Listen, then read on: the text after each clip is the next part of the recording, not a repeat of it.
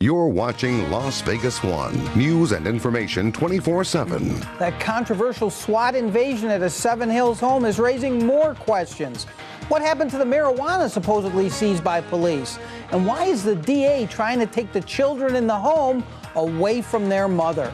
We'll ask Belinda Saavedra and her attorney, and we'll hear from the ACLU and show you exclusive video inside the home after the police raid. That's all next on Face to Face. Tough questions, direct answers. This is Face to Face with John Ralston. Welcome to Face to Face. I'm John Ralston. Police are clamming up about that SWAT raid of a suspected drug dealer's home in Seven Hills in late December. We wanted to talk with both the police and their district attorney about their tactics in this case, but they declined. Sheriff Doug Gillespie, though, has agreed to talk with us later this month, so stick around for that later. In a little while, we'll get the ACLU to chime in on this story. But joining me first, Belinda Saavedra. Her boyfriend, Emmanuel Dozier, was arrested after he shot at SWAT officers who were serving a drug search warrant. Dozier says he thought someone was breaking into the home.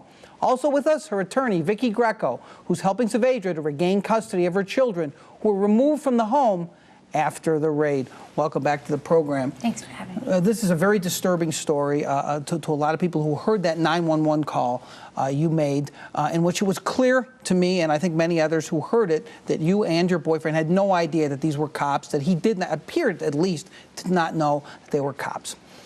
After this happened, a couple days after this police raid, you went and you actually did you videotaped and showed people exactly what was happening.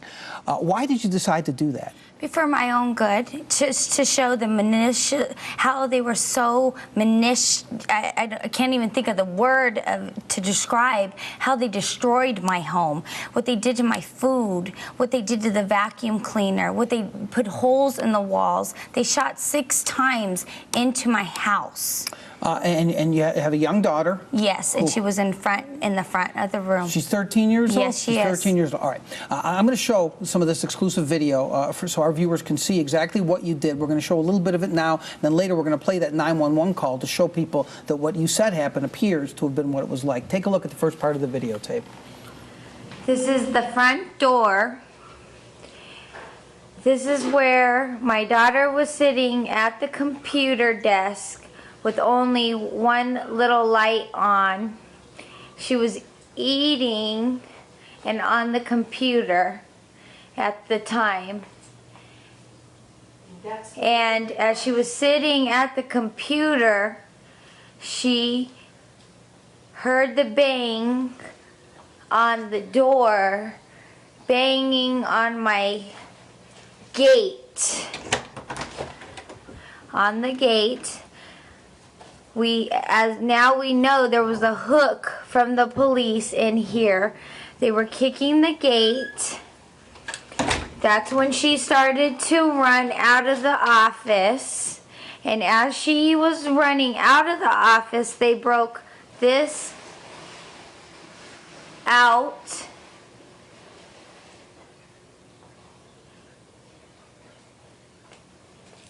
This window out.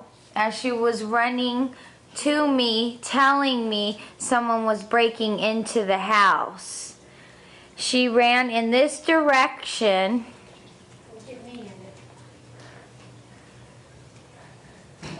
She ran in this direction yelling, "Mommy, someone is breaking into the house." Go that way. I'm walking now towards the room where I was at, sleeping, laying down with my 3-month-old and Manny, which he was already in asleep. This is my room. We grabbed the baby, me and my daughter, and we ran into the closet. As you can see, they tore up my room. Can't even get through. We ran through here on our crawling because we were scared.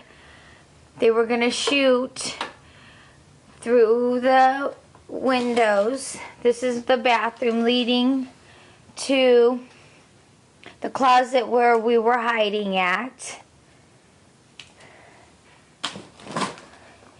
At this time, we still thought it was an intruder, and I was on the phone with 911 in the closet with my daughter. And my daughter was hiding down there in that little hole. It still makes you very emotional, obviously, to see that. I'm going to get to that 911 call in the next segment. But real quickly, before we take a break, did you advise her to make that tape, or did she just do it on her own? She did it on her own, John. My client is a very smart, intelligent woman.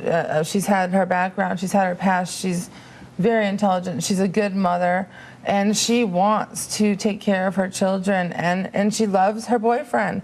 And one thing it's very important to note, there was a lot of comments from police in Metro initially made to the paper when they were making the statements about Mr. Dozier being an unregistered firearm ex-felon in possession, and you heard them talk a lot about that gate. One thing to know about that gate, John, is that gate was not installed by my client or by her boyfriend. That home was not owned by them. They rented that home.